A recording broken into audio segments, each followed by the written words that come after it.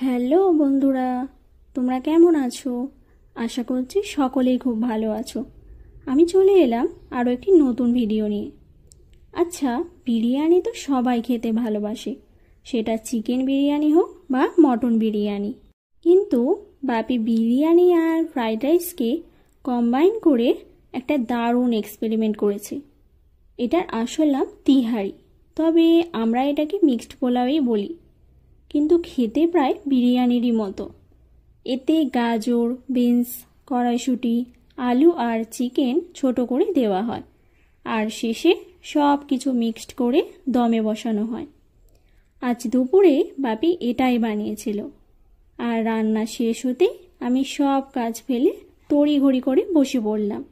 তখন আর আমাকে আটকানো কার সাধ্য।